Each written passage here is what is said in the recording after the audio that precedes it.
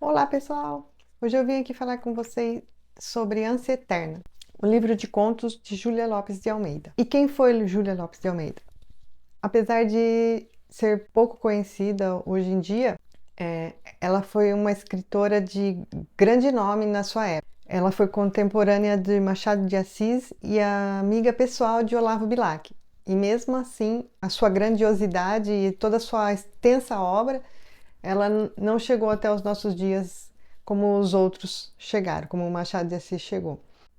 Ela é uma das autoras que contribuíram muito para a nossa literatura, para a literatura brasileira, mas simplesmente ela foi apagada da história literária. Por quê? Ninguém sabe, apesar da sua obra ser incrível, ela não fez tanto sucesso como Machado de Assis e Olavo Bilac. Bom, a edição que eu li foi de Ânsia Eterna, foi da coleção Vermelho Marinho, mas existem outras edições dela também, a Janela Amarela também, você pode encontrar uma edição de Ânsia Eterna. Bom, eu vou falar um pouco sobre a Júlia Lopes de Almeida, quem foi ela.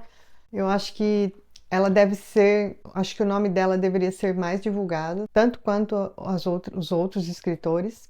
Júlia Lopes de Almeida, ele nasceu em 1862 e faleceu em 1934. Ela é filha de um médico português e de uma mãe professora. Os dois são imigrantes portugueses que vieram morar no Brasil. A Júlia nasceu no Rio de Janeiro e logo criança ela se mudou para Campinas e viveu lá por muito tempo. Ela fez parte da sociedade campineira, né?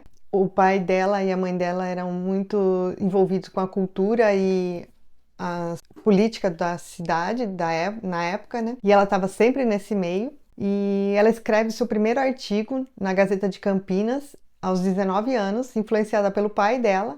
O pai dela descobriu que ela escrevia e que ela era boa naquilo que ela fazia.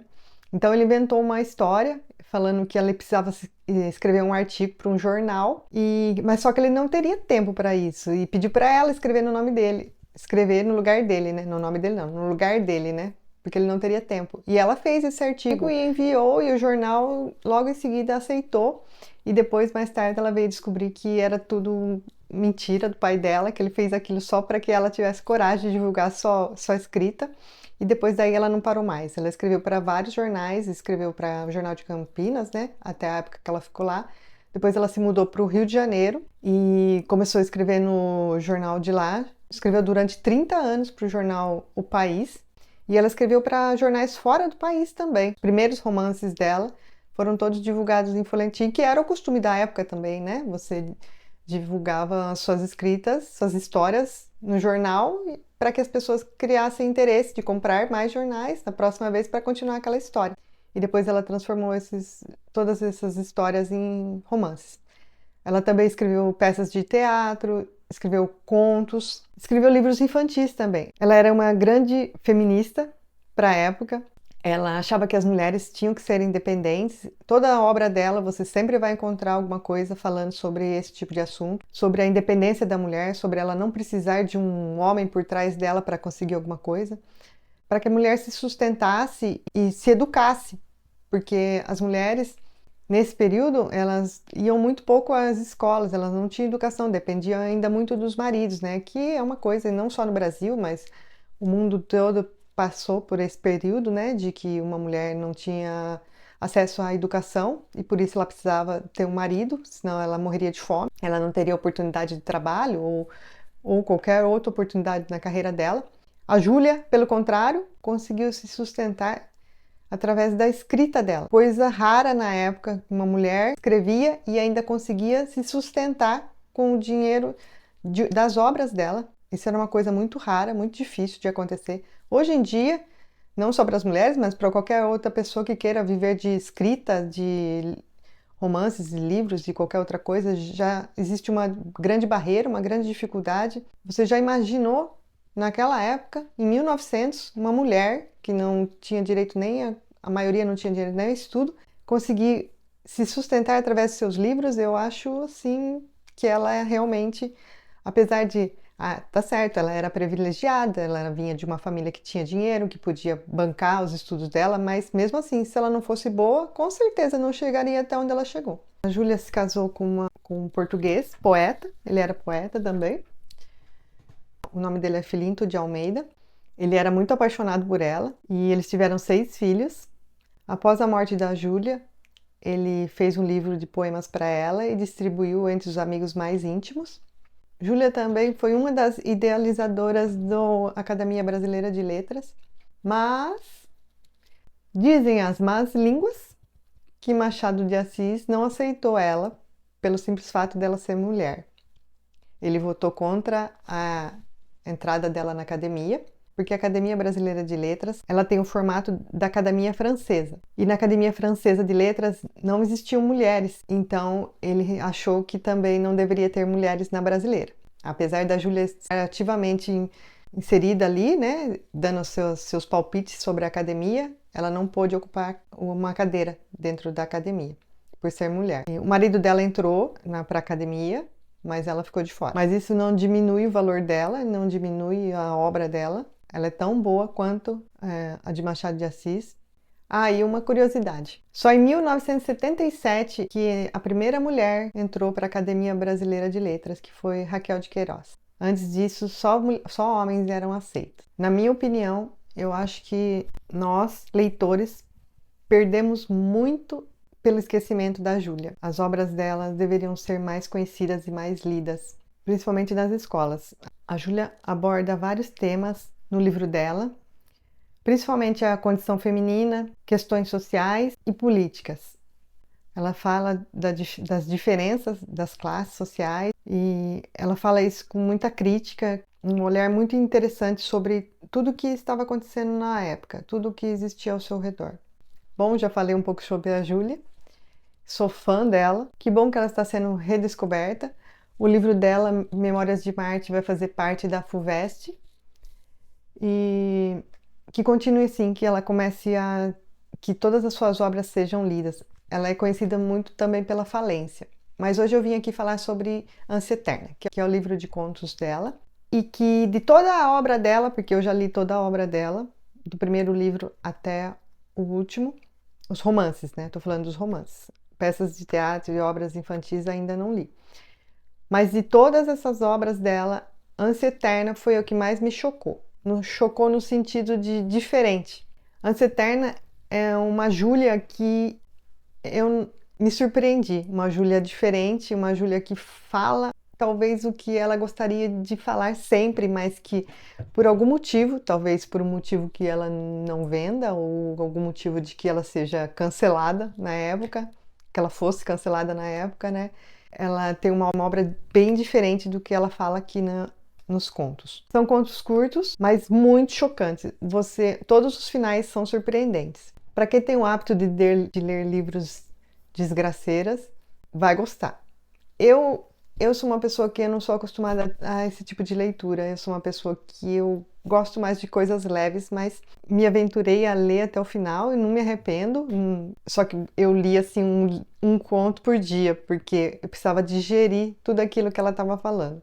Porque para mim foi muito forte. Bom, Ânsia Eterna, você vai encontrar 30 contos. Todos eles são impactantes. Eu não vou falar dos 30 aqui, lógico, senão esse vídeo aqui vai ficar com 5 horas de duração. Mas eu vou falar dos 3 que mais tocou dentro de mim, que mais me fez pensar, ficar dias pensando naquele conto. Vou falar desses 3, depois vocês procurem os outros que são igualmente bons. O primeiro que eu vou falar se chama A Morte da Velha. Uma senhora que cuidou do seu irmão desde que ele era pequeno, cuidou dele como filho, porque eles não tinham pais. E agora, depois de velha, doente, sem poder mais trabalhar, ela se vê na casa desse irmão, um irmão que tem muita dificuldade financeira, pelo que ela descreve aqui, que também tem filhas, das quais ele também ajudou a cuidar, porque a esposa dele, ele não tinha esposa, e que ela se vê, tipo, ela jogada, ela não serve para mais nada. e ela se sente um estorvo, ela é um estorvo dentro daquela casa. Ela é maltratada e mesmo assim ainda ela defende o irmão, falando que não, ele é doente, ele é assim mesmo, por isso que ele me trata assim, é o jeito dele. Ela quer ver uma bondade naquele irmão, mesmo ela sabendo que ele não está agindo bem com ela. E acontece um acidente lá na casa, que eu não vou falar para vocês, para não perder a magia do conto, e ela é deixada para trás. Vale a pena ler. O outro que eu vou falar agora se chama A Morte da Valsa. Ele começa com um homem conversando com uma senhora em uma festa. Essa mulher pergunta quem é aquele homem que está entrando ali naquela festa, mal vestido, muito magro e evidente que ele não fazia parte daquele meio. O rapaz que está ao lado dessa senhora fala que ele ficou encarregado de encontrar um pianista e ele tinha esquecido e de última hora ele encontrou, sabia que ele era um bom pianista e foi atrás dele. E ele chegou lá para contratar esse rapaz. O rapaz tinha perdido a irmã fazia 6 meses e para conseguir pagar o enterro da irmã, ele tinha vendido o piano dele. Então fazia 6 meses que ele não tocava e ele estava trabalhando em outras atividades. E daí esse rapaz, ele tinha vindo, aceitado a oferta, porque além dele ganhar o dinheiro, ele sabia que ele também teria comida. E aí ele começa a tocar esse piano e ele mostra que ele era muito bom no que ele fazia, ele realmente tinha paixão por aquilo que ele fazia e ele queria estar ali, mas o que é ser um artista? Às vezes você querer ser um artista não significa que você pode. A Júlia aí fala sobre, será que vale a pena você se dedicar à arte? É uma crítica sobre a desvalorização da arte que ela faz. E também tem um final bem trágico. E o outro que eu quero falar se chama O Futuro Presidente. A história se passa em uma casa humilde, pela descrição dá para você saber que é uma família humilde, uma mãe fazendo uma costura e observando seu filhinho deitado no berço, dormindo. E ela fala que ela tem pouco leite. Durante ali aquela costura e olhando aquela criança dormindo, ela começa a fazer planos para o futuro, ela começa vislumbrar um futuro para aquela criança, como ele vai ser, como ele vai crescer, com quem que ele vai se encontrar, e é uma história que ela deseja que aquele filho não seja igual ela e o marido, né? O marido também está doente, está com um problema, e ela tem esperança. Apesar de que a gente lendo, a gente sabe que aquela criança não vai ter esse futuro, pela grande dificuldade, mas aquela esperança que torna a vida dela melhor, menos difícil, menos dura. E essa crítica sobre o futuro de uma criança mexe com a gente. Acho que é a esperança que toda mãe tem. A realidade daquela família não tornaria aquele menino um presidente, mas é aquela esperança que rege a vontade de continuar vivendo, de continuar cuidando daquele serzinho para que ele tenha uma vida melhor. Esse me deixou arrasado. Mas vocês precisam ler para saber. Eu não vou contar o final. O final também não é dos melhores, como nenhum final aqui foi, mas esse para mim me mostra quanto de esperança existe dentro das pessoas, por pior que seja, por mais difícil que seja a realidade de cada um. A esperança está sempre ali, sempre querendo que um dia seja melhor que o outro. Bom, acho que é só. Acho que eu falei bastante sobre a Júlia. Recomendo fortemente que todos conheçam a obra dela. Se você não quer começar por Antes de Ser Eterna, porque você acha que talvez não dê conta, comece por qualquer outro dela, A Falência, Memórias de Marta, que é tão bom quanto. E espero que vocês tenham gostado desse vídeo. Não se esqueçam de se inscrever no canal e até o próximo. Tchau!